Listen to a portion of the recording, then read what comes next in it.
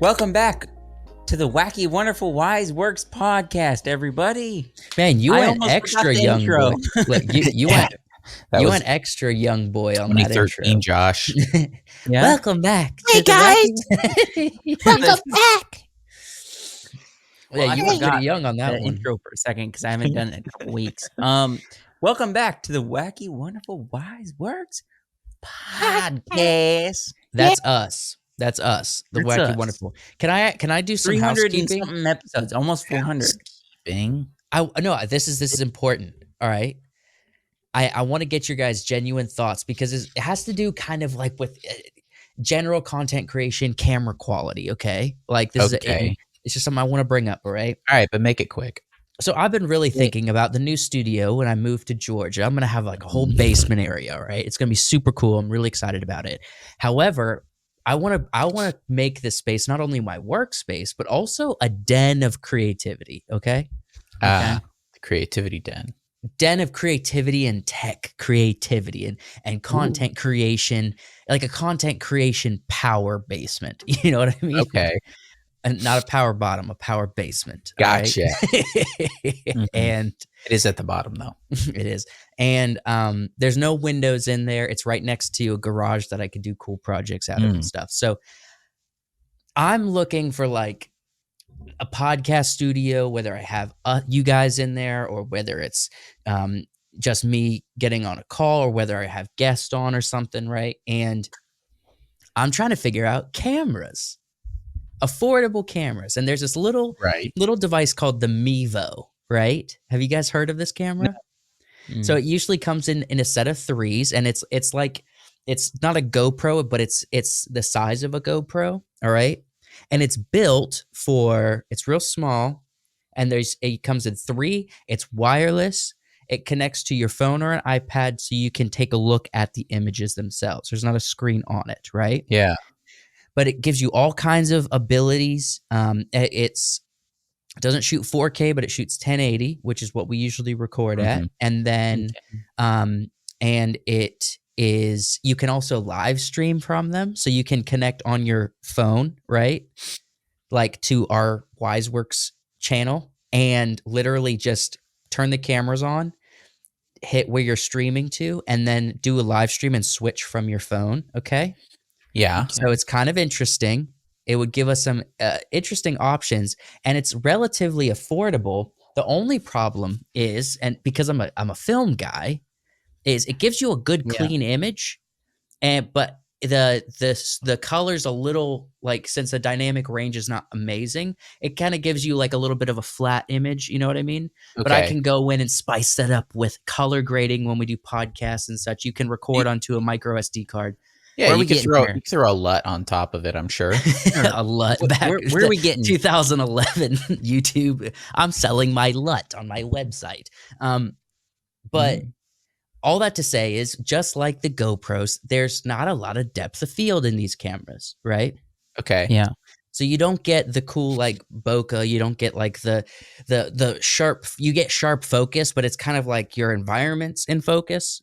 And that's kind of like the camera that Wyatt you're using right now. Those older cameras don't have a lot of depth to them, like those big camcorders, the older digital camcorders. So I'm kind of like, for economic reasons, for creativity reasons, for testing reasons, do I put a little bit of money into this 3 camera setup, right? To try it. And but everybody on YouTube raves about it. Yeah. But then I look at the test images and I'm like, as a camera guy, I'm like, well, there's some limitations here. It doesn't look super cinematic. You know what I mean? But it definitely gets the job done as far as like a clean image. Yeah, well, I guess it all depends on how you want to set up that camera setup. You know, if you want your... Well, for economic reasons also, because I don't have the money for like 3 nice cameras to set up like a 3 camera setup. But if you... if you utilize the cameras that you have, I mean, you still got the Black Magic. Yeah, and then you set up. Are you using the Black Magic these days? I haven't. I'm kind of keeping the Blackmagic for like if I want to do cool video projects, either films or video projects like B-roll testing. So like Yeah. because it's a very cinematic camera. But right? if you're utilizing it correctly, you use it for a shot where you don't need much depth of field, where Mhm. you're trying to capture the whole image and you don't need a lot of depth of field. Mhm. That would be cool. And then you can utilize kind of a multi-camera setup. Well, my Yeah. idea is that since it gives you can add as many cameras of these as you want. So Yeah. the pack that you can buy, it has 3, but you could get 17 of these cameras and have a 17 camera setup. You know what I Wow. mean? Yeah. It's Yeah. all connected to this wirelessly to your app. It has like 6 hours of battery life, but you can also plug it in via USB-C and have continuous power. So there's a lot of options. You could do recording. It doesn't record onto the app. It records onto a micro SD card, so you have good, clean recording. So I'm just like saying, okay, for ease and have like a multi-camera setup for a podcast set, I can like attach it to the table on like an arm and it be like kind of close to us, but it's like all right there. You know what I mean? Yeah. So I'm kind of just thinking like, maybe I try something Okay, like this. was this supposed to be real quick? It is real quick. See, we're not very deep Already into done. it. Yeah, Already it's a done. good idea. It's a good idea. We'll see if people who Well, you didn't answer we my haven't question. really talked about this on the podcast, or we do in the pre-show probably, but for people who don't know our life, Joseph is moving to the area that me and Wyatt are. Well, not currently technically the living in. area. I'm moving to the surrounding city that you guys Surrounding are city, and he just being a little extra with his setup and extra with the setup. I want this to be a powerhouse, okay, a power basement. He's doing the Joseph thing and trying to figure out his stuff and being a little nerdy about it. Look, what's the point of life if you can't get into something? You know what I mean? True. I like getting into things. Yeah. I have a whole box of interests of things I like to get into. Sure. All right, Josh, you're supposed to move us into the next segment. Wait, that's it? You guys don't? You guys haven't experienced? Never mind. Freaking, I'm alone. I mean, it is. I don't know. Joseph is kind of sometimes he's obsessed with this, but also I got no segment. Well, okay, this is the question. Let me ask you guys a quick question. Okay, let me ask you a quick question. What do you think for content creation where people aren't super picky, they just want to be able to see a good, clean image, where they can hear good, clean audio, and have a watchable podcast, right? How important is a very cinematic shot on YouTube in 2024 right now? Not that important. Nah, I don't think for the so. average creator. Just a nice shot, just a clean shot. A nice shot with a cool set, but it doesn't have to be a super cinematic image that came out of like the highest end cameras, right? Yeah, exactly. I mean, how important is the camera that you use, but also how important is Nicolas Cage these days on camera? Okay, I got no transition. Let's jump right into it. So there's been some stirrings. That's all they are, stirrings at this point of a National Treasure 3. You know, we all as kids enjoyed keep it safe, keep it secret. What? Wrong movie. Wrong reference. Yeah, you're right. Totally Lord wrong. of the Rings. Also misquoted. I botched that. Give me misquoted. Wrong movie. Hold on, we got to go through the Josh tropes. Wrong movie. Misquoted. Too much confidence. Too much confidence. I've watched that so much. I got no impression. segment for the transition for this. I got no. That's true. He started talking about National Treasure 3, and he's like, "Keep it secret, keep it safe." I feel embarrassed about that. I messed up my quote. You shouldn't be embarrassed about messing up a quote. You do it every time. I'm gonna steal the Declaration of Independence. Thank you. That's the popular quote. Josh opens up this segment. Josh opens up the segment and goes, "Parlay." We all love National Treasure 3 and really bad eggs. I don't know why I thought that keep it safe, keep it secret was That's got to be the worst pirate. I actually genuinely feel embarrassed now.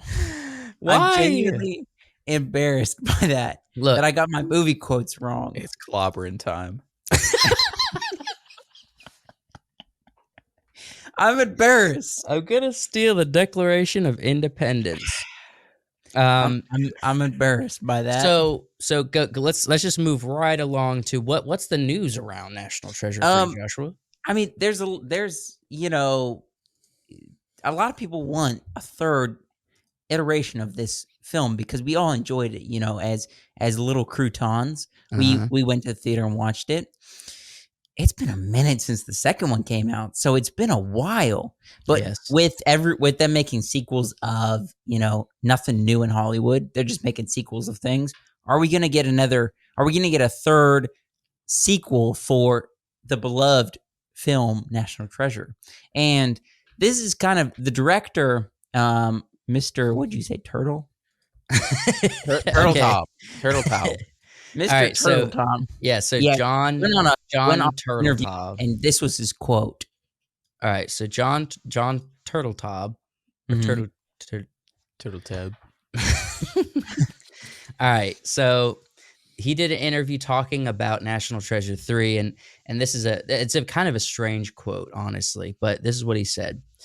I would start by saying I don't know if he feels as pessimistic as you say he is. Referring to Nicolas Cage. Referring to Nicolas Cage, okay. The director is referring to Nicolas Cage and what he's thinking of this. And if his quote seems pessimistic, sometimes cautious might be a better word, or not keeping his hopes up is a better way of putting it.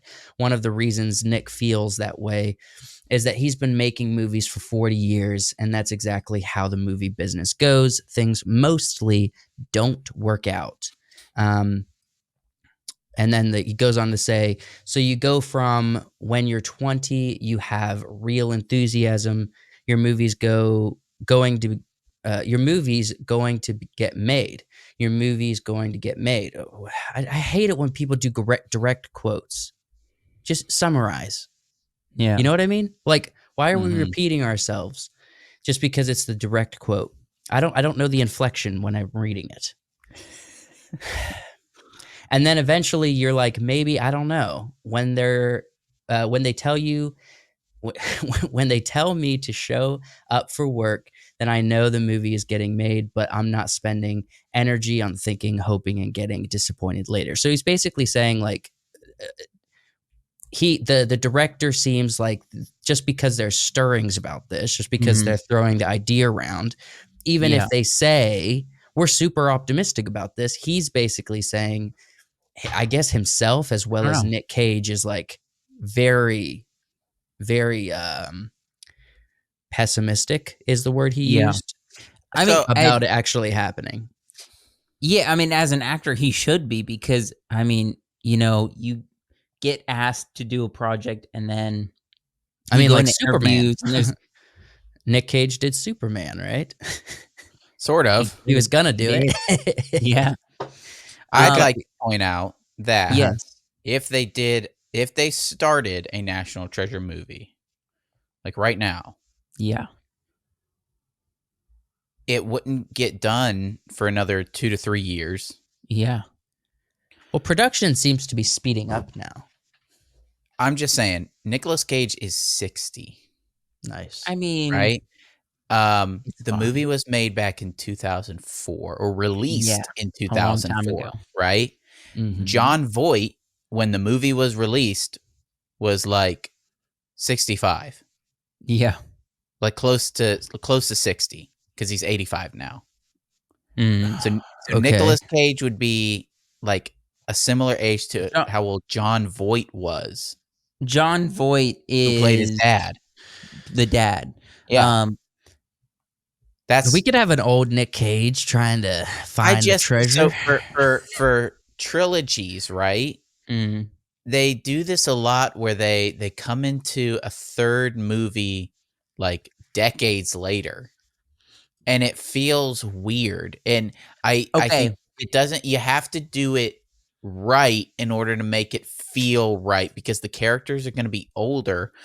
And what you want to do with a third movie in a series like this is, number one, you have to make this better than the second movie, so that you have a trilogy that stands on its feet. You can't make this as a individual film and it be like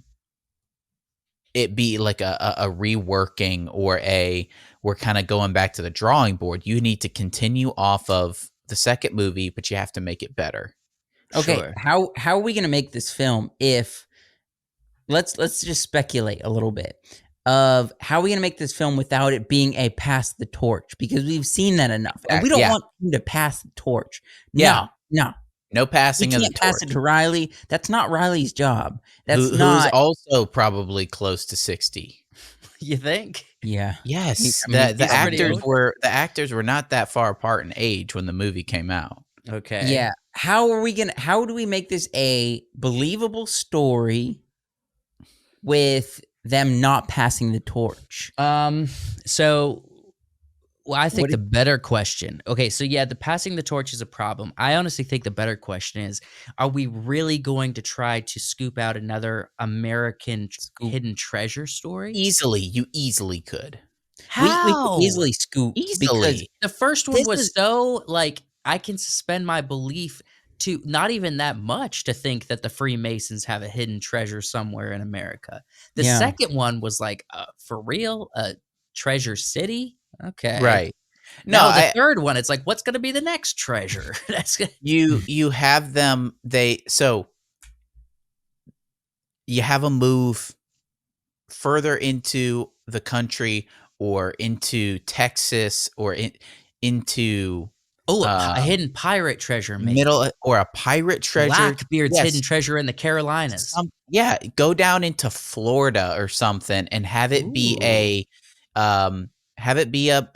ocean based, Florida Keys. Okay, so we're just doing all right.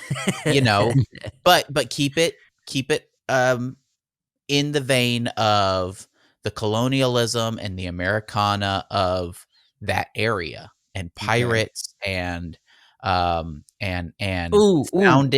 figures. It doesn't have to be founding fathers, but founding figures. Okay, no, I've got something.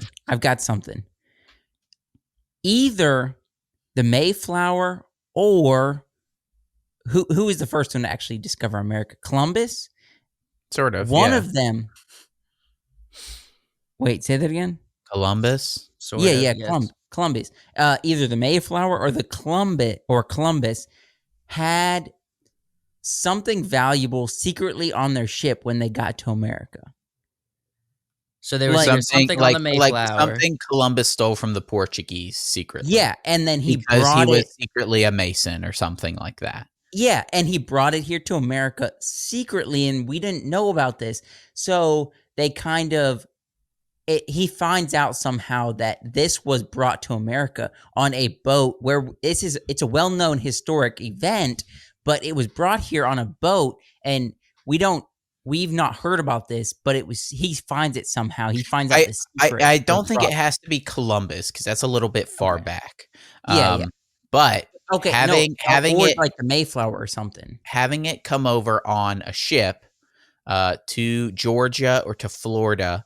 Because those would have been the in 1750, 1740. Georgia was still like a penal colony, essentially. Have it brought over on a ship like that, or even later after the Civil War, after the Revolutionary. Have it like after the Revolutionary War, and a ship comes over, pirates capture the ship, and then and then it sinks and something happens, and they have to search for the wreckage or the salvage. It could be on land, it could be in the ocean, depending on the way that the Keys, the way that the water is, and the mangroves. Lots of danger with crocodiles and snakes. And look, I'm not mad at like a Civil War kind of national treasure. Like where it's Civil War. Okay, so during the Civil War, there was during the Civil War, there was a large amount of silver that that a bunch of Confederates hid in a cave in Pennsylvania. Okay. Let's be honest, though. We went and looked for it. When you think of treasure, though, in the United States, if you're trying to attach it to something, I know the first two movies weren't based in reality too much, or didn't. They pulled from the Freemasons, right? They pulled from the founding fathers. Mm-hmm. Yeah. However, and they made up a whole treasure story around it. But if you were to say, okay, in America's history, what's like an obvious go-to? I feel like what we're talking about is a really good way to go, but I don't think it's likely. I think what's more likely is they're going to go out west during like the California Gold Rush or something. They're going to try to build a story around that, like what we saw with The Mask of Zorro. You know what I mean? They're going to try to do something with some kind of hidden gold treasure from the California Gold Rush back in the day. That's probably what they're going to do. I mean, I wouldn't mind seeing something take place in Northern California or Oregon, maybe not Oregon. Like Washington. Yeah. And have something up in there with some nice big, nice big plains and trees and mountains would be some cool stuff. Either that or the Gulf of Mexico, dude. It's one of those two. Because we've already done Virginia, Pennsylvania. We've already done Midwest with the park that has the four heads. Rushmore. Right. Now we got to do some more big Americana things. So either California, Northern California, dude, or freaking Florida, dude. People love Florida. Look, Florida might be a good option. Okay, but let's listen. Every national treasure needs a good heist. All right. So the first movie, he stole the Declaration of Independence. The second movie, he stole the President of the United States. Yes, you have to. What is going to be stolen in a third movie? The heist. What are we building this story around? Who's going to steal who? He's got to break Riley out of prison. No, it's too small potatoes. What? That's way too small potatoes. I like it, but we have to steal something of American importance that seems impossible. Yeah, it's the Impossible Americans heist, right? That's what we're trying to do here. I want to backtrack a little bit. He needs a ship. It's an old ship, and it's being held in a harbor as it's like a museum piece, but it still sails. The Yorktown. He needs to steal. He needs to steal. Maybe it's an old ship. Maybe it's sort of a replica, but it has a clue in it, like engraved in the ship, or something that he needs, and he can't get in there and take a picture. It's too big.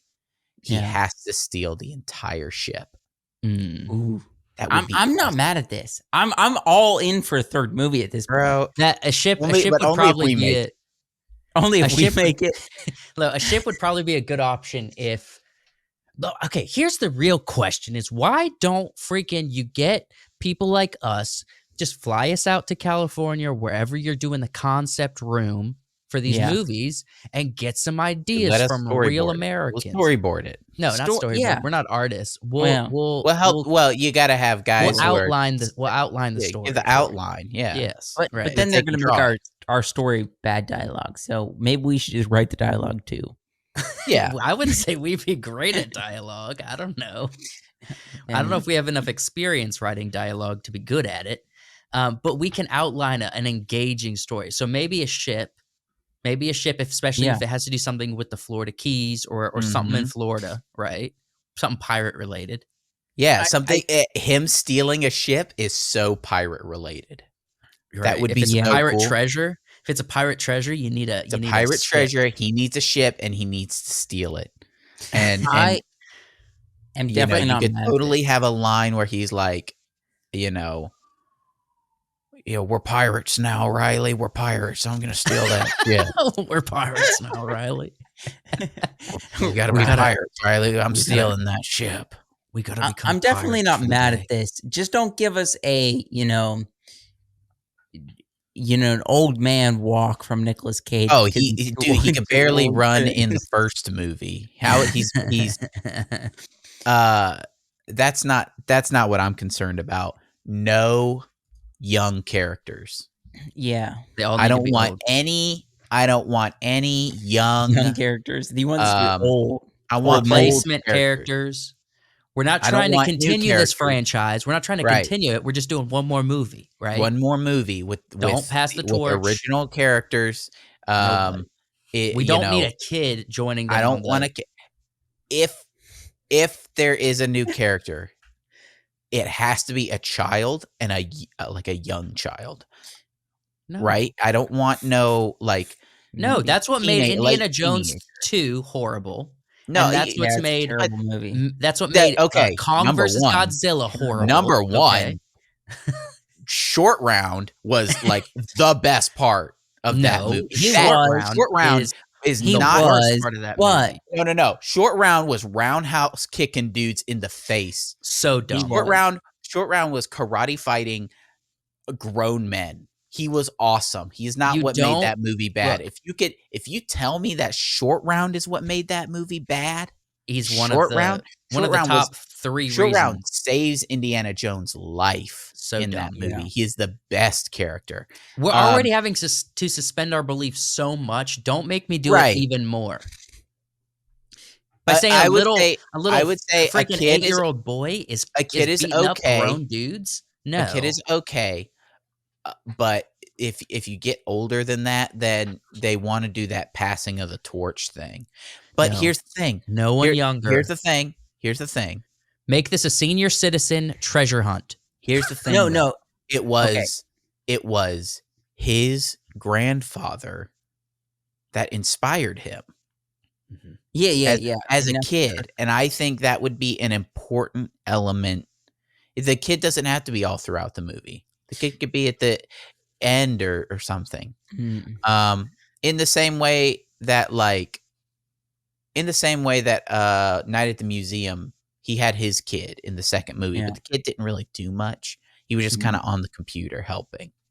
But we're talking. This is a heist. There's jail time involved for what they're about to do. No. You know okay. I mean? Right. There's danger. There's booby traps. Booty traps. Booty traps. Booty traps. I think National Treasure needs to have some kind of history, but don't make it Indiana Jones. Make it its own thing.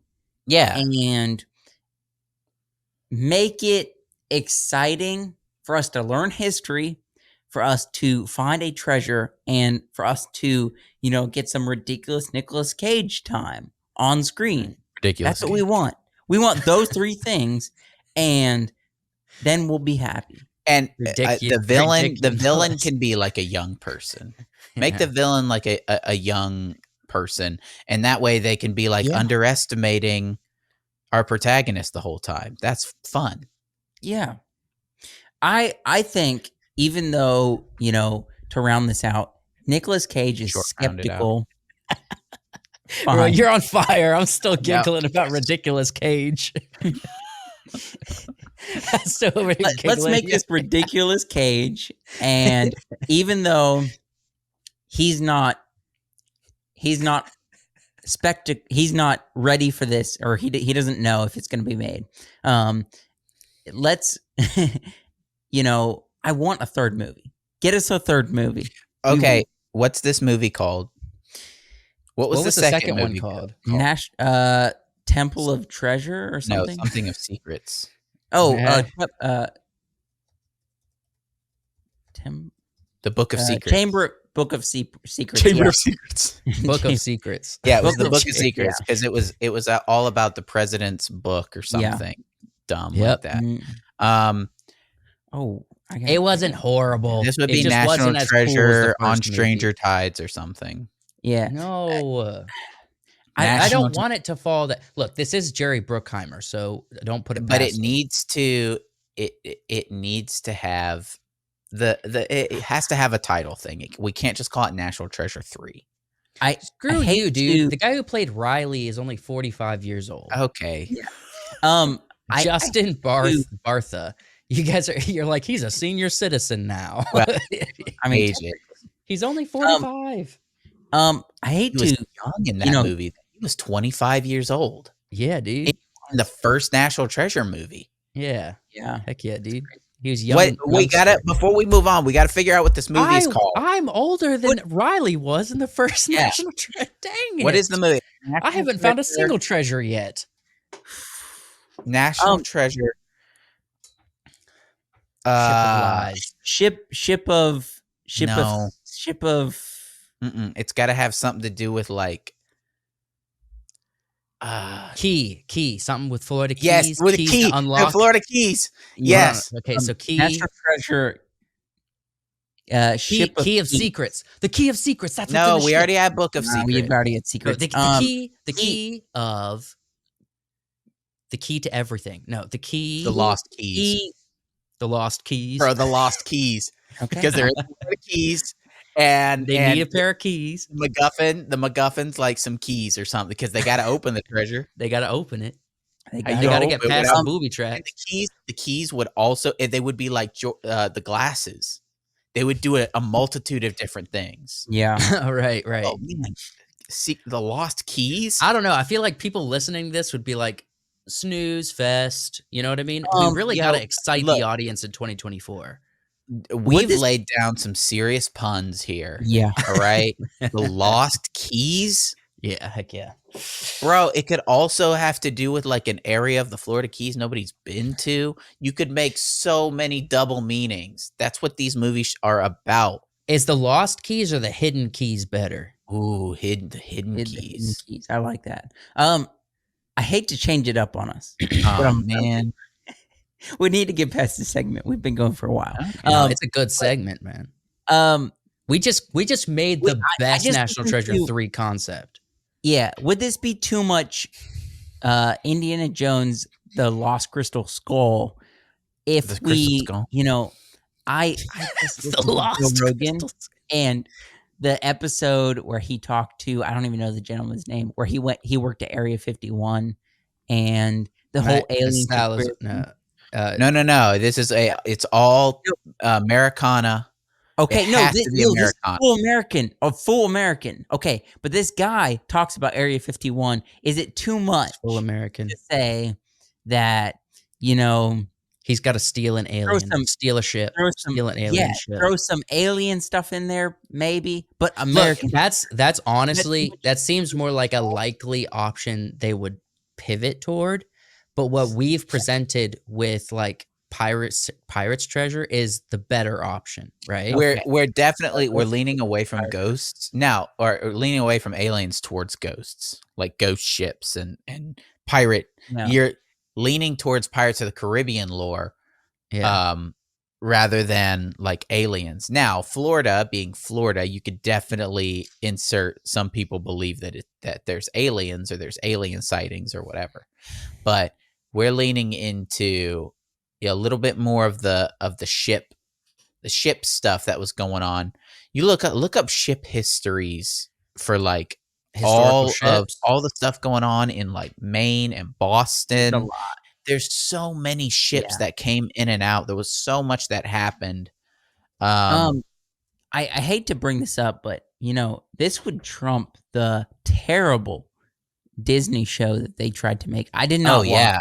I have not seen one episode. I don't know anything about it. I don't even want to turn because I just ignored it. I was like, that's not a thing. Because it was all young new people and gay stuff. Yeah, I did not watch it. I don't know anything about it, so I can't really hate on it. But this would trump all of that and be like, just give us Nicholas back. Give us Nicholas. We need Nicholas. Wait, what? Sorry, I was looking up ships. What did you say you hate? There's the Disney Plus on show. Disney Plus. Oh, I don't know anything about it. Because I ignored that it's an actual thing. Yeah, none of that. I think, man, I honestly, Joshua, that's a really good point you made about the aliens. I would not be surprised if they have to like uncover some truth or some hidden artifact around the idea of aliens not coming from outer space in our lifetime, but having been like underwater Or that's or in the every earth alien for But all it's- for like discovery before crap. I hate humans it. were here. I'm just saying that's a more likely option that Hollywood, in their poor writing these days, would pivot to, as opposed to our idea, even though our idea is better. You know? I let me just end this segment really quickly. I know you're looking up ship stuff, but let us know in the comments, what do you guys think should be the next national treasure? Do you want one? I think I don't know. I like the treasure. I like the ships. That's a good idea. But we're going to pivot from this and thank the Patreon supporter. Thank you, Cynthia. Because- Cynthia, I noticed I noticed on rewatching something, I said Cynthia.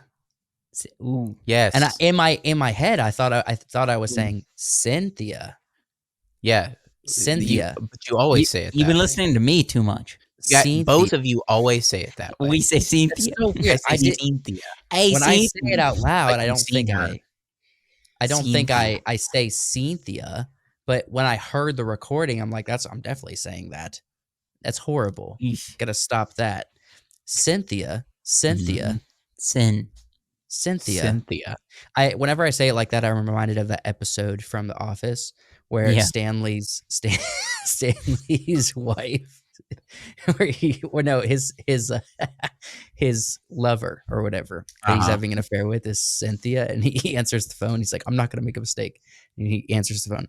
"Hey, Cynthia," and he's like, "Oh," you know what I mean? So Cynthia is a Patreon supporter. Thank you so much. Not Stanley's affair, but our sister, in fact. She supports us on Patreon. She gets episodes early. She gets exclusive pre-shows that we record every week before we record these podcasts that are exclusive to YouTube memberships or Patreon. You can join whichever one you want. It is only $3.99 a month. $3.99. $3.99 a month is super affordable. You get your coffee. You get And it's so you want cheap. to be a member.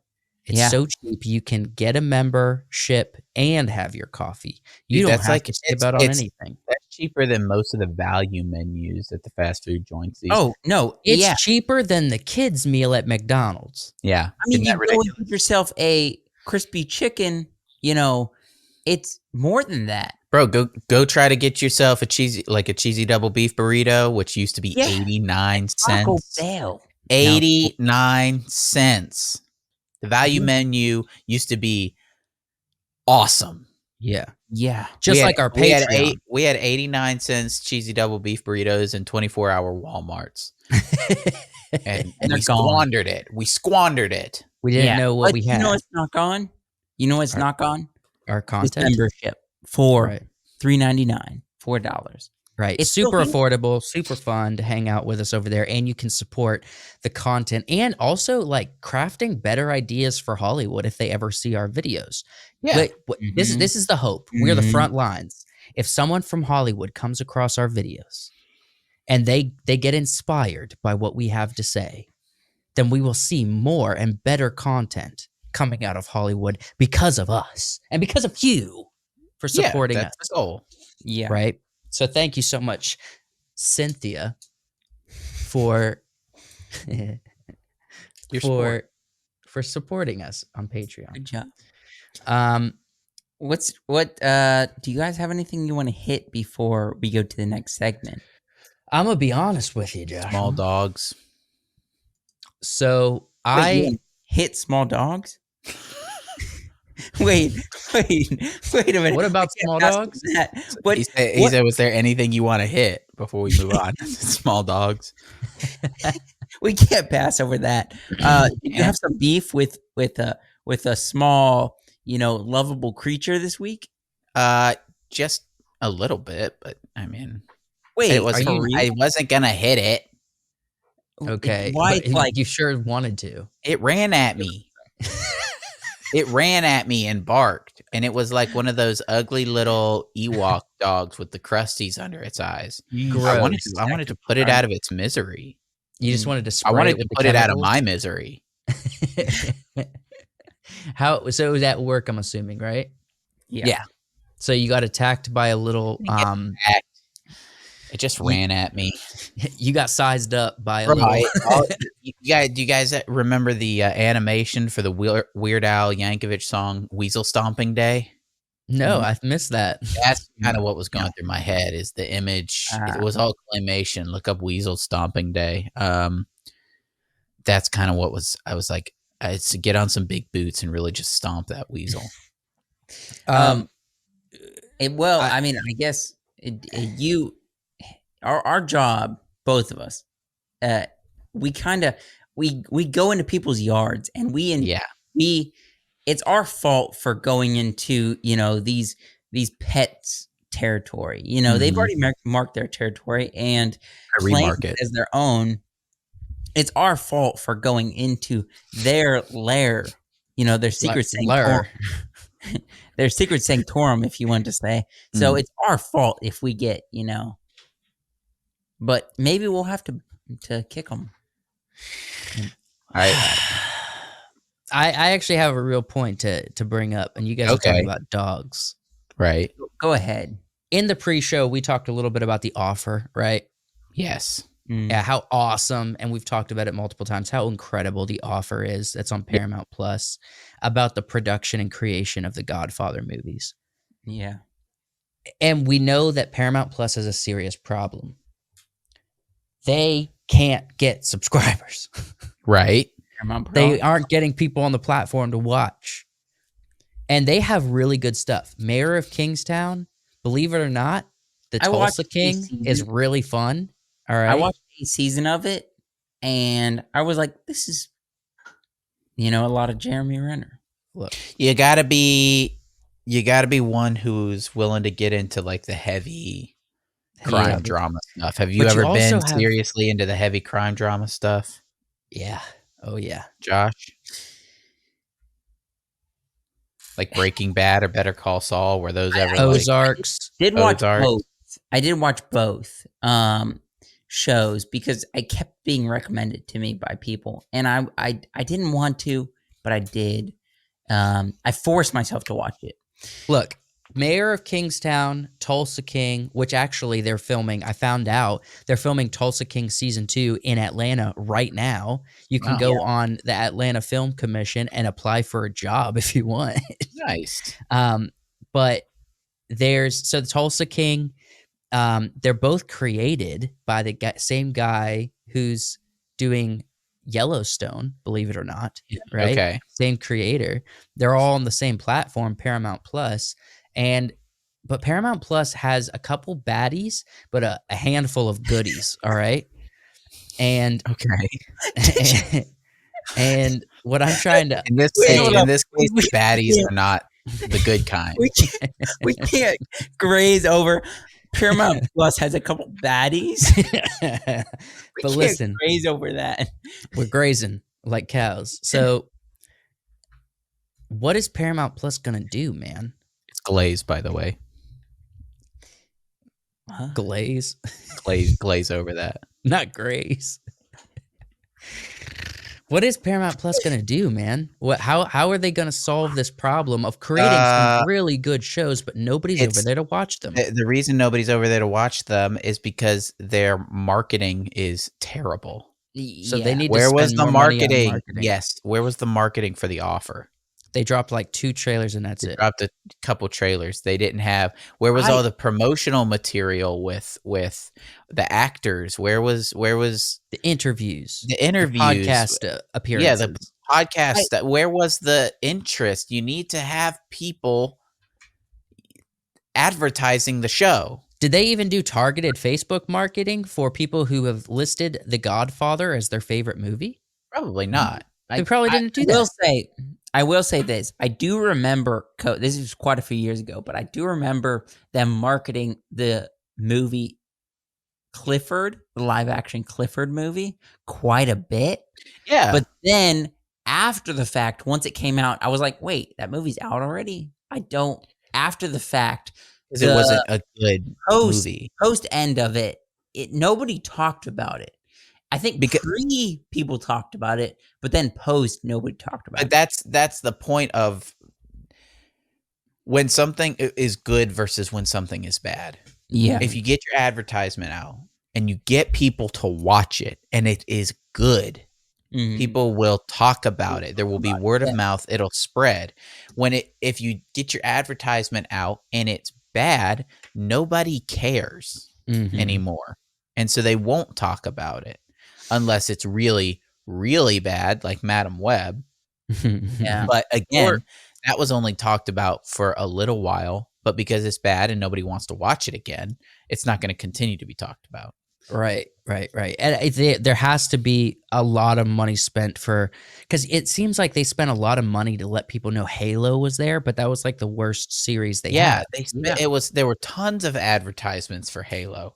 And it wasn't good. And it wasn't good. The Offer is one of the best produced, best acted, best stories, most interesting performances I've ever seen in a TV show. Check this out. Years. No PC politics in the Offer. There wasn't there wasn't any of that. In a time where lots of there was lots of misogyny. There's lots of racism. They could have leaned into that and made it like a weird like this is like bad old Hollywood kind of story. Right. But they didn't. The female characters were compelling and interesting, same as the male characters. Super I am so. I'm watching it again. I'm watching National Treasure and The Offer today. It actually bothers me that nobody has seen this show. Look, I'm gonna watch the first and second National Treasure, and then I'm getting right back into The Offer. That's what I'm going to tell my friend to go watch it right now. It's really bothersome because I really do not know a better show that's come out in the past 10 years. It's as good as The Offer. The Offer. Like, wow. Look, House of the Dragon season 1 is really awesome, but it is a fantasy acquired taste. The Offer is 10 years. You said 10 years. 10 We're years. talking about like not even House of the Dragon. We're talking about Game of Thrones at this point. Look, 2014. I'm just saying, The Offer is a amazing series, and I enjoyed the mess out of every single episode, every single moment of every single episode. I do not know anything that's made me have that much joy. Yeah, that much excitement, that much. Even in 2014, I don't think that Game of Thrones was putting out performances like that were in The Offer. Well, also, to be honest, Game of Thrones has a lot of downtime episodes. You know what I mean? There's a lot of just kind of like politics, characters moving around, having important conversations, but it's not very exciting. It's not very thrilling. The Offer is like 12 episodes of just good. Just amazing. Yeah. If you haven't watched The Offer, you're truly missing out on one of the best series in the past decade. So you got to watch The Offer on Paramount Plus, and the Paramount Plus has a real problem to solve. I'll wait until later, but I did want to ask you guys after this segment, there's another series that's coming out that is pretty intriguing, but we'll bring it up later. All right. Joshua. Do you like, whodunit crime dramas? For the most part. Who doesn't? Who doesn't? I mean, you're on fire today. I love it. Apparently, we all love it because they're going to do a third. We talked about the third National Treasure. Well, they're already on the third version of Knives Out. Oh boy! And which, if we're being honest, Glass Onion was a real stinker. Yeah. It was a real baddie. You know what I mean? I will remember. I will say, not this Christmas, but 2 Christmases ago. I gave you I my remember heart. We did the Christmas thing, and we did the presents, we did everything, and then I'm like, we got some time. Let me sit down and watch Glass Onion, and that'll be my Christmas kind of movie because I enjoy after you do all the festivities. I watch Glass Onion. And it's been a minute, but I wanted to because the first movie was so good. I was like, who's going to do it this time? They're doing the third Knives Out. So, Can I be go to honest about IMDb. something? Can I be Okay, go honest ahead. about something before Yeah. we just get into this news? The Knives Out, look, a lot of people love the first Knives Out, my wife being good. one of them. Knives Me Out, too. the I first like Knives the Out first and Knives Out. Walter Mitty are my wife's favorite movies ever, all right? They're both fantastic movies. But there's serious problems with these Rian Johnson whodunit movies. Mhm. The first one is it tells you who done it early in the film. That's so okay. So it works for the first movie. It works Okay. for the first movie because it was a it was the whodunit formula, but kind of flipped on its head. And the movie Yeah. relied on the acting of the characters, that everybody's sort of interesting perspectives, and but you know, the everything that happens isn't like super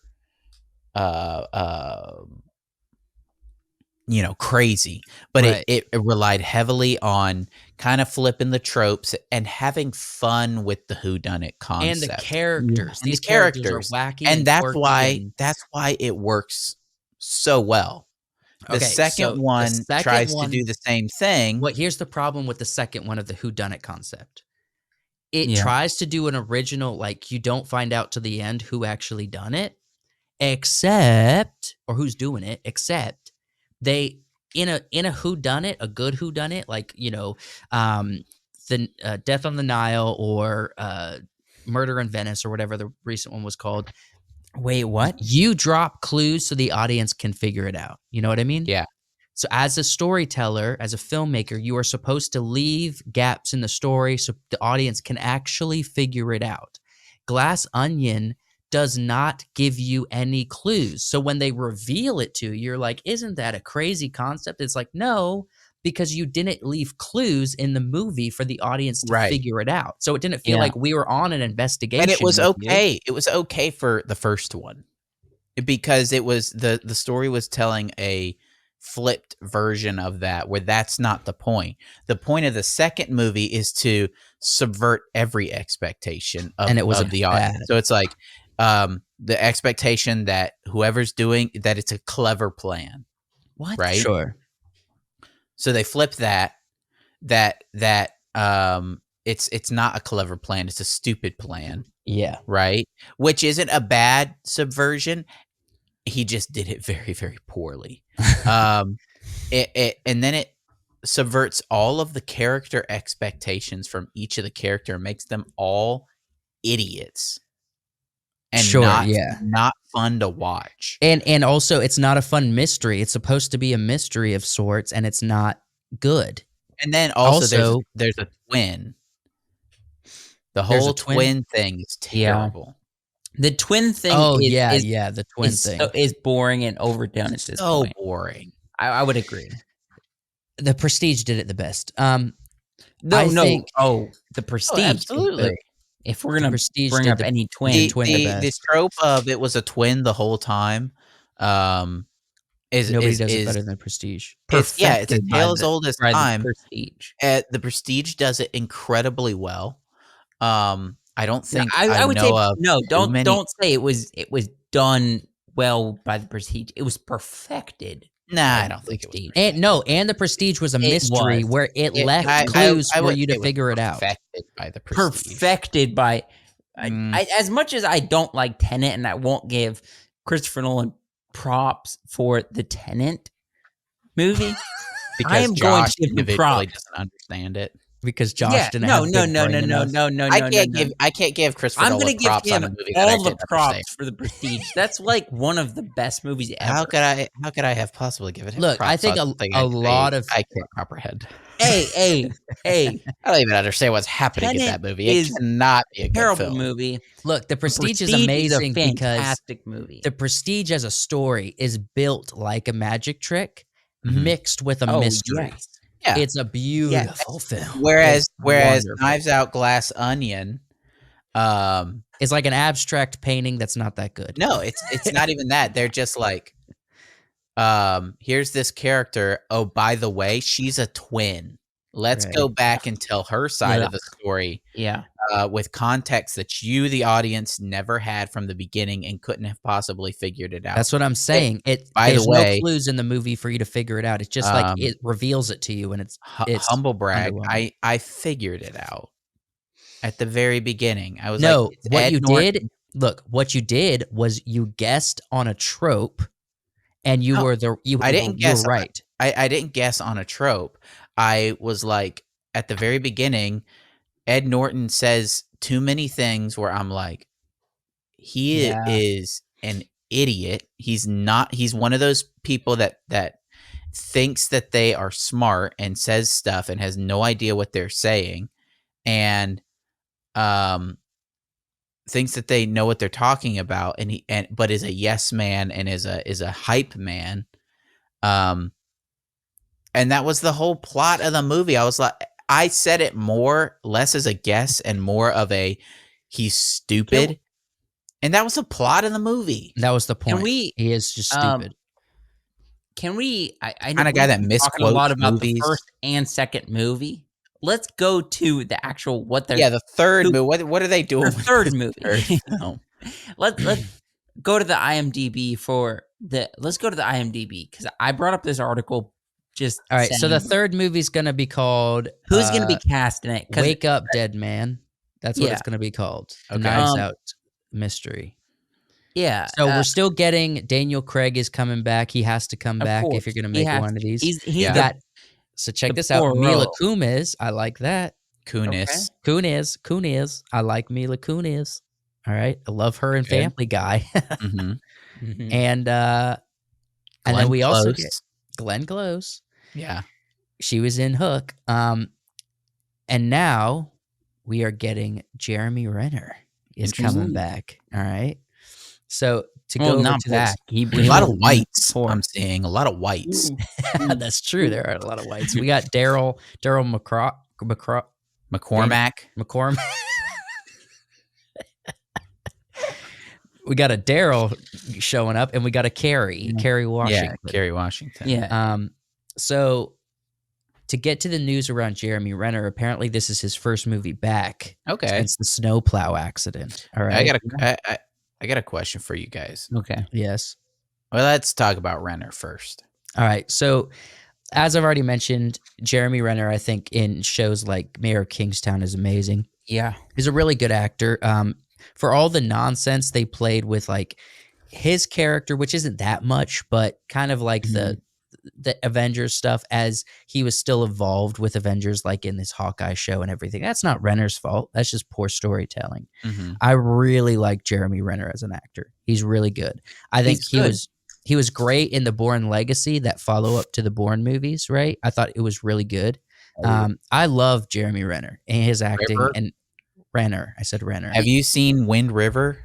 Wind River? Wind River? I've seen like have you not seen Wind River? I haven't heard of Wind. You're talking up Jeremy Renner and you haven't seen Wind River? What is it? After this podcast, you're watching Wind River. I'm watching National Treasure. No. Screw National Treasure. You're turning on Wind River. It's a dark show. It's such a dark show. Movie. It's not a show. It's such a dark movie, but it is one of his best movies ever. Best movies. I watched it like 2 weeks ago. I love that movie. It's a hunting down like who murdered a girl on an Indian reservation. Yeah. Okay. It's incredible. It's got Elizabeth Olsen in it. Oh, that's why you're in love with it. I think Bernthal's in it for a minute. It is John Bernthal? Yeah. Not for long, like briefly, but it is an incredible movie. Incredible. You will love it. I watched it for the first time with Wyatt. Go watch it. I want to get a call tonight or tomorrow saying that you watched it. You better watch this movie. Yeah. It wasn't advertised really. It wasn't I don't remember it being like Have I not seen this? But it is so good. It was awesome. The homie talking about Jeremy Renner's one of the best actors. Never see Wind River. Hold on. This is starting to this is really starting to. We've definitely had this click in my conversation brain. I on the feel like podcast before. either we've talked about this before or something. Definitely talked about it before. We've definitely talked about it. Yeah. All right, I'll check it out. I might have seen this. It just has been a while. Okay. Well, I feel like you'd remember it if you had seen it. If I start watching it, well, maybe that's true. Probably, I probably It would just watch it all the way through. Okay, Just all right. do it. Let's get back to Knives Out. All right. So what interests me more about Knives Out 3 is They have a chance to do it right. Does Rian Johnson pivot Probably away from not. this idea that I have to subvert expectations, I have to tear down Luke Skywalker, I have to make all these things dumb and ruin everything. The main villain has to be an idiot. Look, characters are only as smart as the people writing them. And the characters have to be smart in whodunits. They can't be stupid. Mm-hmm. Well, the thing is, Daniel Craig's character is smart. In Glass Onion, the character was literally frustrated by, he's like, I put so much energy into figuring this out, but it was so simple, and because you're just an idiot. he was a stand-in for Rian Johnson. That's who Rian Johnson thinks he is. Daniel Craig. He thinks he looks around at these things, is like, why is everything so dumb? Why am I the only one figuring this stuff out? Make it. If he's the world's best detective, he's Poirot, he's Batman, he's Sherlock Holmes, all mixed into one, right? Yeah. You have to make the story good. And so the question is, does Rian Johnson? I don't mind you flipping the trope on its head, but you have to make it smart. Yeah. Make it smart. How does he make it smart? Maybe that's an option. How do you make it interesting? Do you think Jeremy Renner might be the villain? Are we predicting this already? That would be cool. I think Jeremy Renner is going to be the done it. Who done it? Yeah. Is Jeremy. You know what I mean? Yeah. I'm already predicting that he's going to be in the same way that the white guy being the bad guy. I mean, yeah, I'm with you with that. I mean, it was what's his name in the first movie, Chris Evans. It was Ed Norton in the second. If it's Jeremy Renner in this one, I'm okay with that. Yeah, I don't know. I think with Renner, I think if you get the story right, then the movie has the legs to stand on. It is. So look, a lot of people love Knives Out, and for what it is, I think the quirkiness of it really does a lot of legwork for it. The characters are interesting, and so it feels like a game of Clue inside of a movie. All right. Yeah. I think that probably, and it lost all of that really with Glass Onion. Second one. Yeah. So it just kind of was exposed as like not a great story. Yeah. So we have to get back to that quirkiness. We have to get back to something. Oh, Andrew Scott's going to be in this too. He was amazing in what's the show he was just in? Oh yeah, Ripley. That guy. Ripley. Right. Yeah, he played Moriarty. Talked about the show. And he plays in Ripley recently on Netflix. Yeah. It's an amazing black and white film. You should watch it. He got a big head. He's a really good actor, but you should watch Ripley. Anyway, I love him as an actor. Andrew Scott's really good. He plays a good villain, but if he's already done Moriarty, that'd be a little on the nose. Yeah. I mean, but it would be good casting. He's probably going to be, everyone thinks it's him, but ends up not being. We'll see if it can stand up to the expectations. Right. So we'll see about this. Don't have the legs swept out from under it. It's like the third Jeremy Renner leg joke I've made. Got on. Are you talking about an injury joke? Yes. I missed all of them. I don't know if he can sweep his legs at this point. He's got a lot of metal in it. Yeah, true. It's pretty. We'll see if it can gain its footing. Come on, bro. Come on. Okay. All right. Let's move on. Joshua, you apparently... Well, first off, before you get to this, because this is a big segment you have for us next, okay? Yeah, this is going to be an hour-long segment. We're already an hour 10 minutes into this podcast. Well, you guys, we wouldn't stop talking about National Treasure. I do want to ask you guys: have you seen the trailer for the new Max series called Dune? And it's about the Bene Gesserit. Have you seen that? I've seen it. I don't know that I'm super interested. Do you think it's gonna look? They're keeping a similar aesthetic to the Denis Villeneuve Dune world. All right. Okay.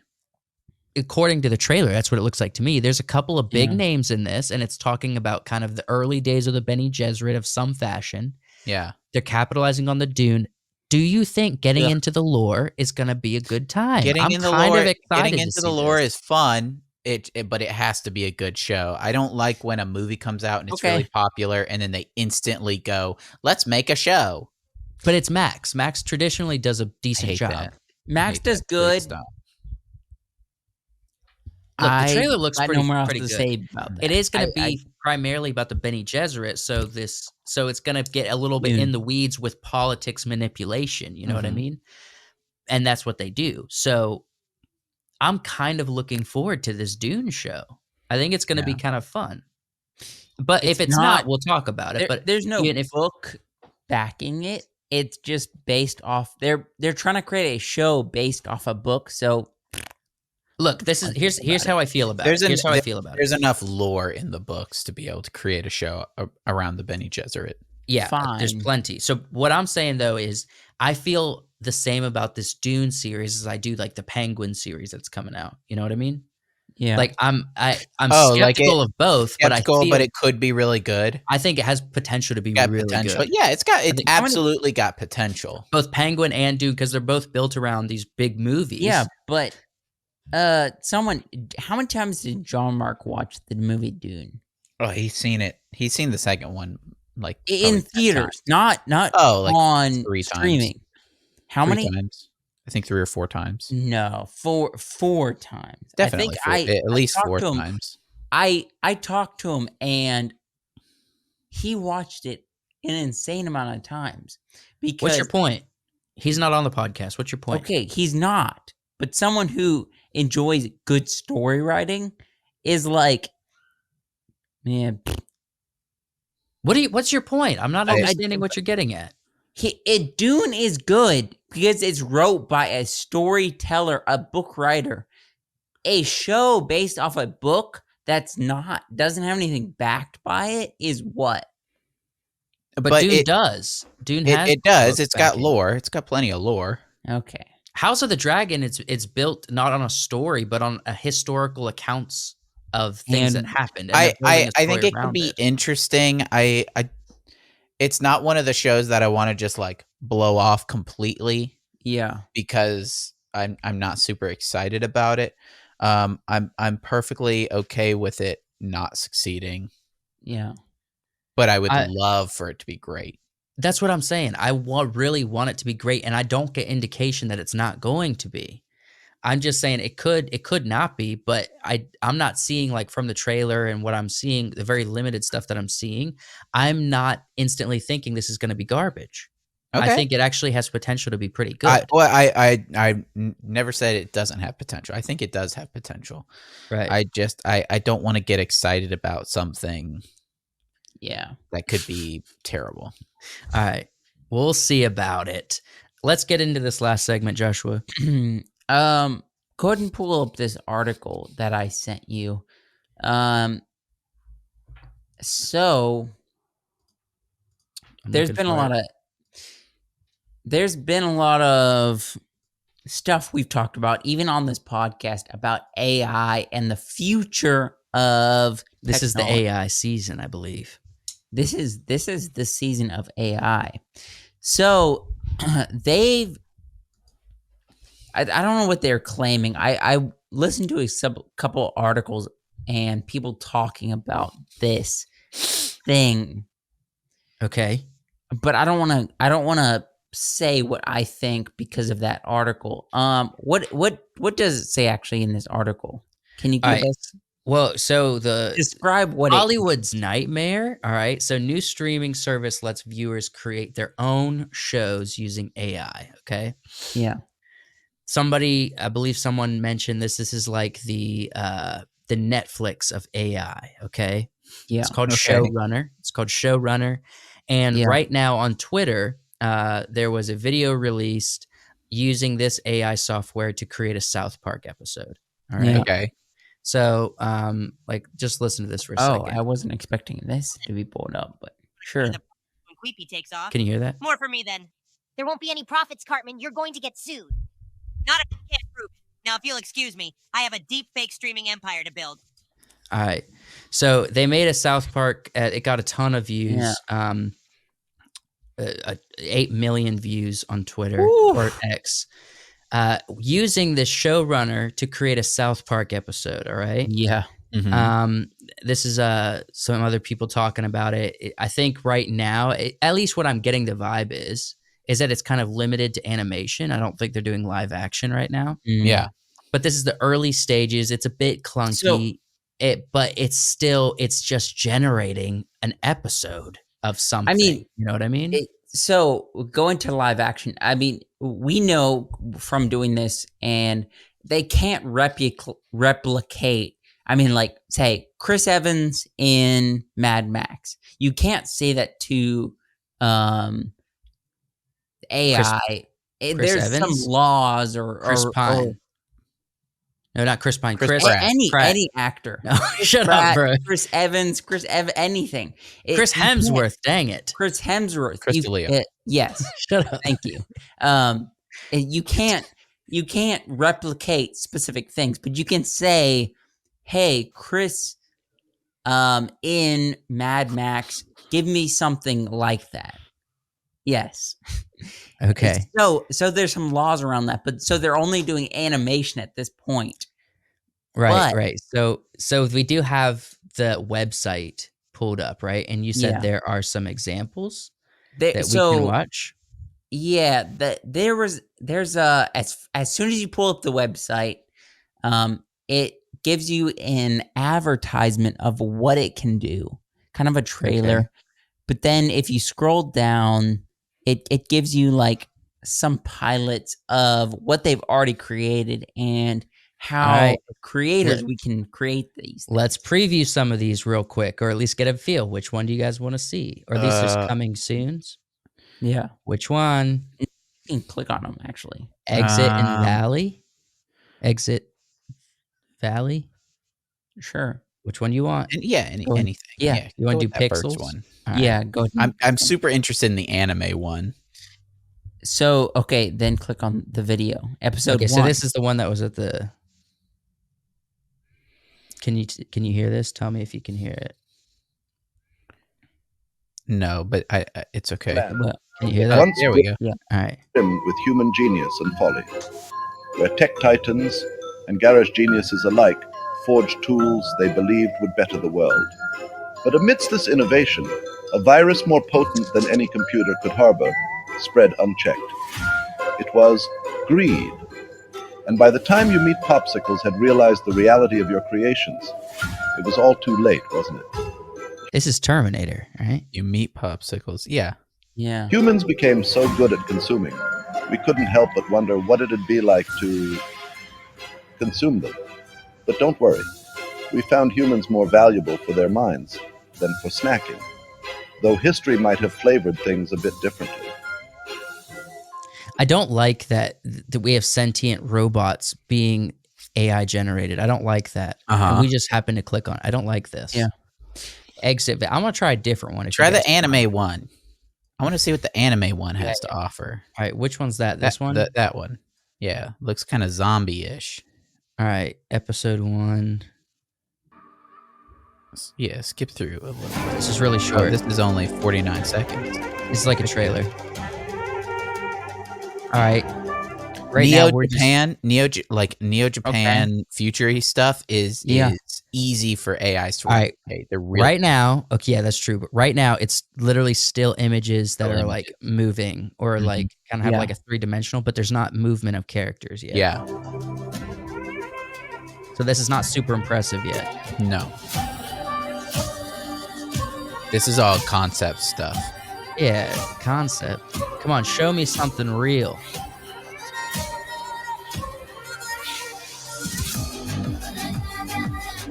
Okay. 近いです。 Okay. 東京には 場所ですか？ Okay, 山で there's すか？ something. ネオ東京には Still, 本 we're 当のもの still. は何もありません。しかし、それは限りなく近いです。私は何かを持っています。誰か、彼らは買い望んでいます。 It's still image. 朝は For the Yeah, mouth only movement. the mouth and the eyes Yeah. are making movements. I mean, but anime is that a lot of no, times. You not have- Well, that no. much. Not, Not that, that much. So but what sometimes, I'm seeing that this thing can't do yeah, is it clearly can animate like South Park type stuff because Here's another anime. each of the characters in a South Park animation are mouth moving and Yeah. still image characters that move across the screen. Let's see what this one has for us and see if this one's any better, real quick. Okay. Another Okay. teaser. yeah. Or yeah. what if she's different? Remember how mad she was when we spilled juice on her work laptop right before her VC pitch? Would Still she remember images that? I don't with Yeah. mouth moving Innovation. and eyes Yeah. moving. Here goes nothing. No, Mom. My babies. An interesting way Always. to do it though, with the Yeah. zoom in on still image characters. Oh yeah, the eyes, the mouth. Yeah. The Only thing way that's that moving.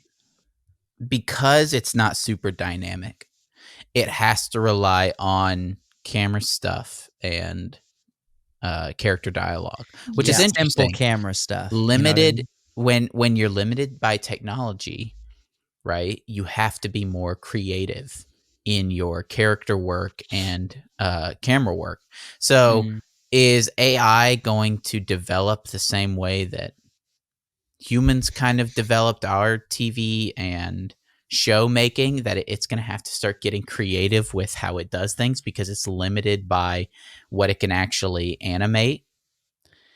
Possibly. I mean, no, I think AI is going to be able to animate more complex, but this is like the beginning of. Well, This once is it can clunky. once it can animate frames, Yeah. right? So with animation, you're drawing a frame at a time. Once it can perfectly animate one frame of me doing this, and then it can perfectly replicate me doing this, Yeah.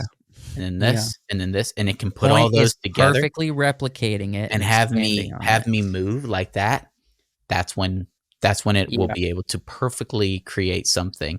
And I don't think we're too far off from that. Give it another few years and it'll be able to image for image be able to do. A few years, bro. No. Yeah. Give it yeah. 9 months.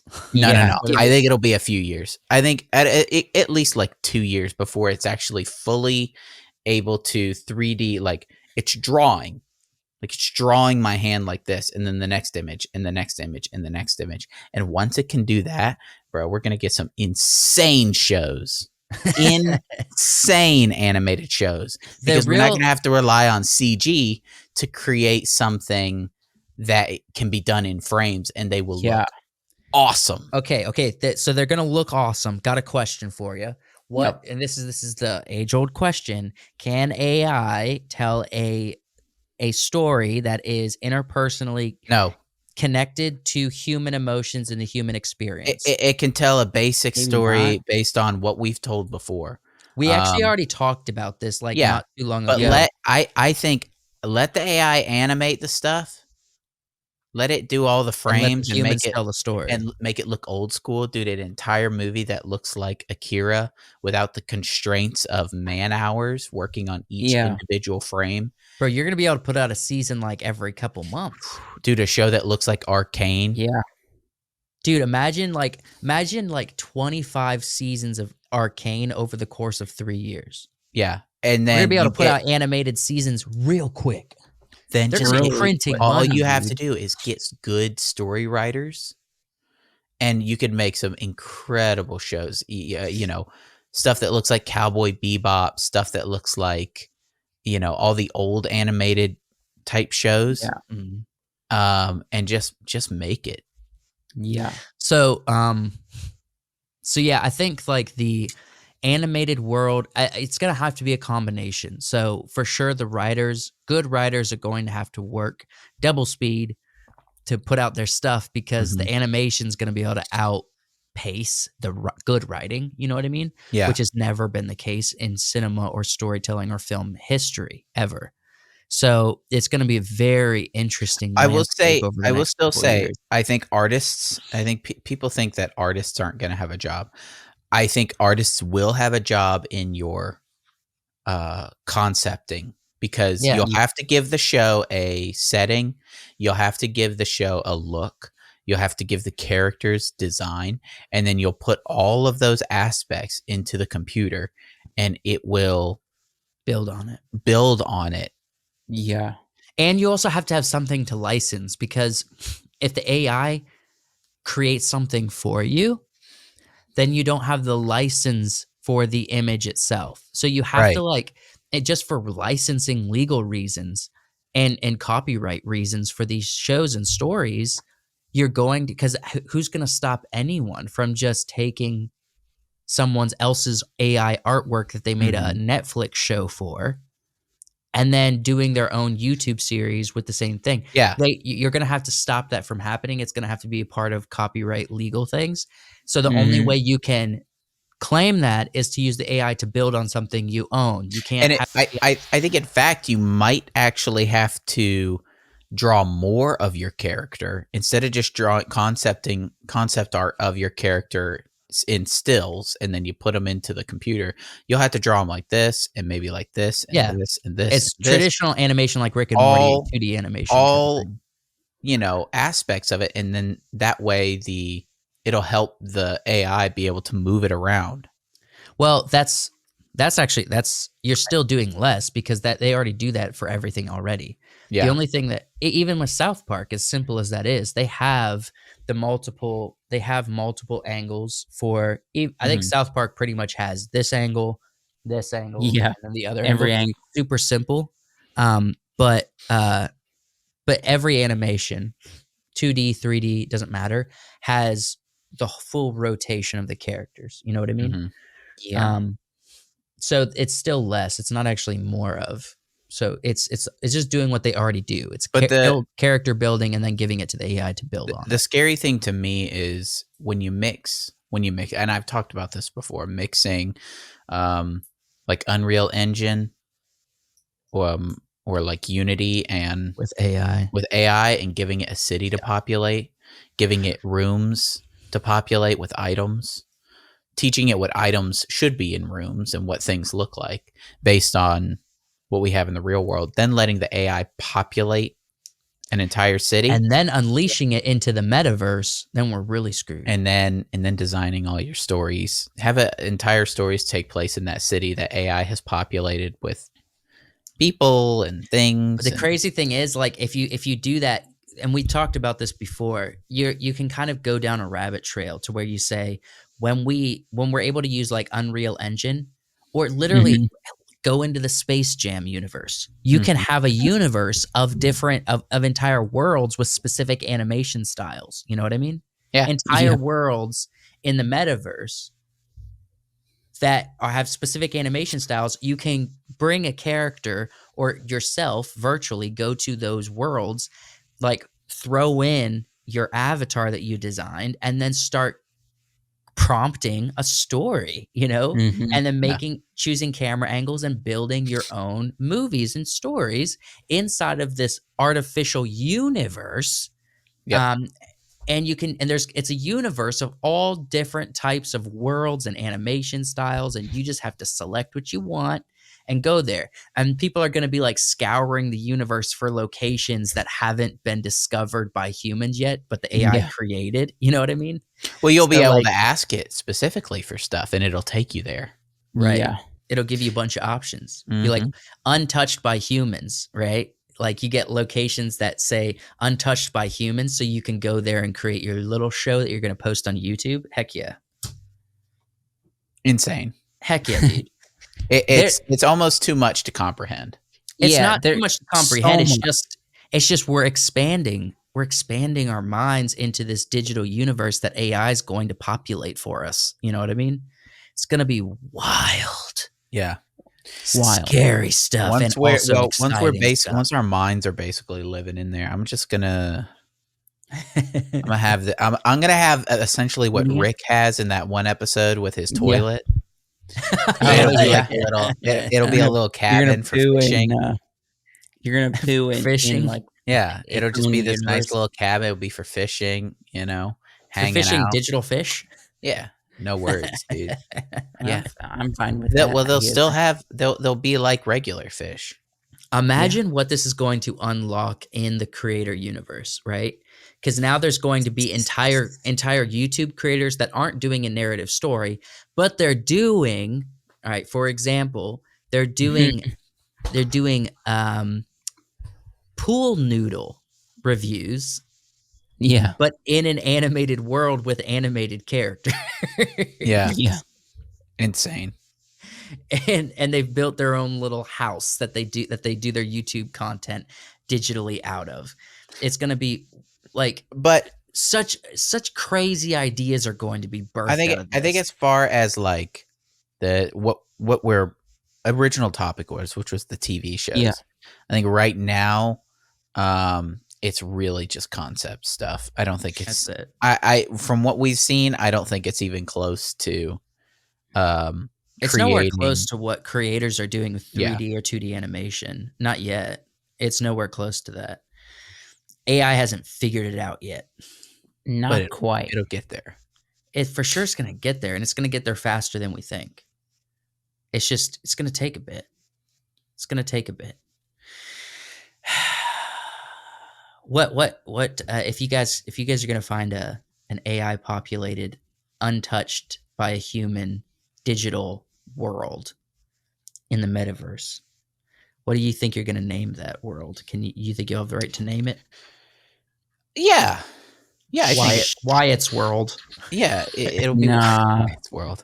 I got no name. I don't know.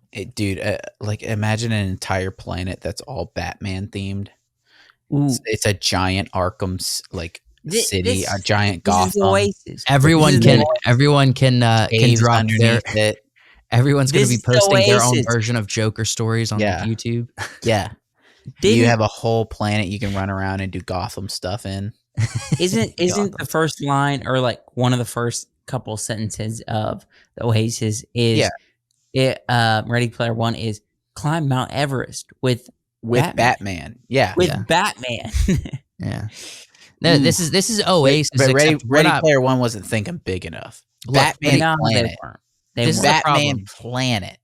Ready Player One was thinking about kind of like, because it was built around this idea of everyone trying to solve the game. You know what I mean? Yeah. Solve the puzzle. But it's like take the Oasis and then apply it not to solving a puzzle or a game, but apply it to creation and everyday's work, like actually work, real life work. So people who are animators or storytellers or entertainers or YouTube creators or whatever, this is going to be their job, is building. Yeah. Well, the Ready Player One is the virtual space as a game, whereas in reality, it would be the virtual space as an extension of the workforce. Creative, you know what I mean? Yeah, creative place for. It doesn't even have to be creative. It's going to be like an extension. Like people are going to be like architects for when they build a city. They're going to be first building it in the digital space to make sure it works. You know what I mean? Yeah. And you'll have the AI will be able to almost perfectly probably replicate like real world gravity, wind conditions, ground conditions, and like the weight of things, the mass of things, like people tensile strength of metal and concrete, and then put it all together and see if it works. Exactly. And people that are like, first time home buyers that bought a fixer upper, or they bought land and they're going to build a house. They're going to ask AI to design their house and they're going to customize it, and it's all going to work. Like you don't need a builder to drop the plans. AI can do that for you. And then you can let me walk my property and use my phone and just do this and scan the whole thing in 3 dimensions and then build it in like an Unreal Engine and then have AI help me take out this portion. What do I need to do here? What do I need to do here? And it's going to map out this customized house that you really you really love, and it's going to be realistic. It's also probably going to be able to scan the internet for lumber and concrete and brick prices and be able to give you an estimate for the cost. You know what I mean? For how much it's going to be. But Like, then you're going to be able to but do then all but then you know, when the companies figure that out and they're like, I want it to scan my prices first and put me as a priority.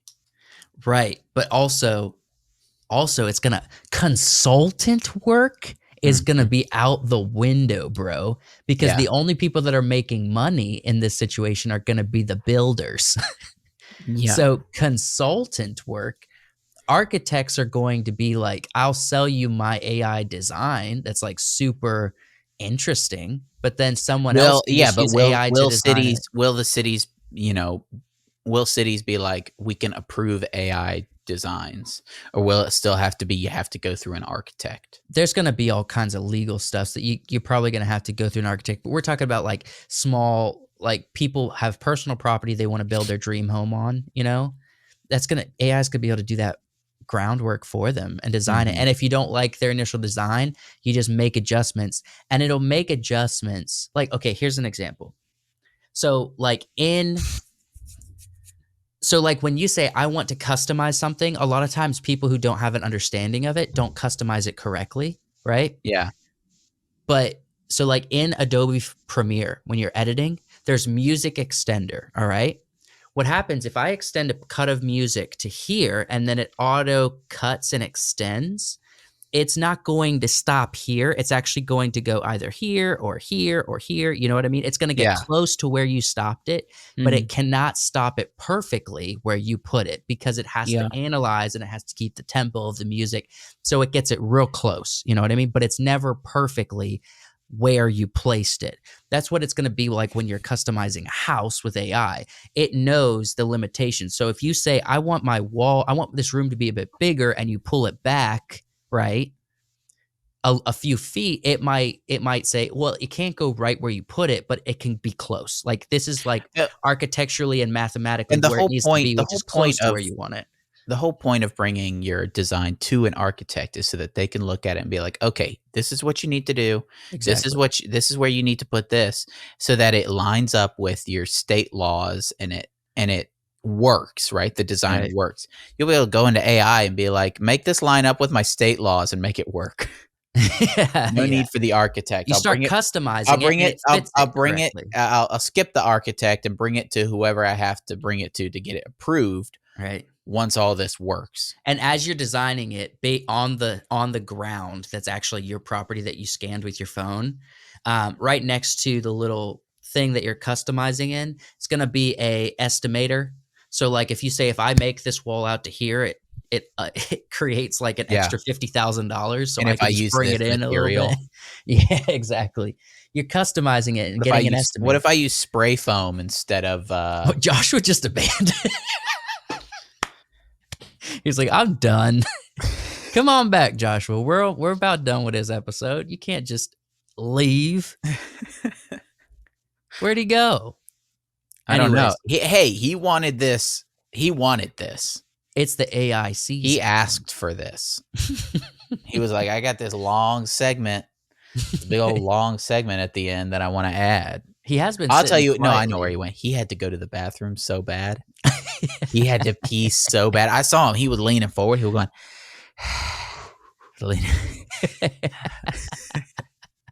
Well, I don't know. To put a little bit of into the WiseWorks podcast. Why hit the nail on the head? Right? I was ready to go another 45 minutes minutes with this AI segment, but I just, had to use he wasn't the restroom. Prepared. He really wasn't bad. prepared. As soon as we hit the AI segment, I'm like, can we take a break real quick? And I couldn't. You guys were just going at it. And so I'm ready to go another 45 minutes at this point. I'm not. I got to go. But listen. He's got to go watch Wind River. I want to watch National Treasure. So thank you so much, everybody. Let us know in the comments of this episode. That's it, bro. I wanted to talk about AI real quick.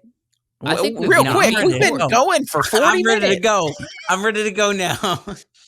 You already went. I mean, yeah, I'm ready to go. So, Look, I mean, we can create a lot with AI, and There's gonna be a lot of legal stuff. No, let's end this. Just like summarize legal problems, creation. No, I'm genuinely ready to go like another hour, but I had to really use the restroom, and so I couldn't. So let us know in the comments what you guys think is going to be like a super common use for AI. Where the more we see, I feel like it's expanding our minds in real time. You know what I mean? And it's really going to be cutting out. It's going to be making certain jobs a lot more busy, and it's going to be making other jobs obsolete. Yeah. So pick your career wisely. You know what I'm saying? Pick your poison. Make sure it's going to be a career of the future and not a career of the past, and even the recent past. Tell you what, we're always going to need is power. So start learning how to make solar panels. Yeah, be an electrician. Figure out, you know, be electricians so that. All right, you bro, can come properly... on, man. I'm hungry. Let's go. Thanks for watching the episode. We'll see you next week.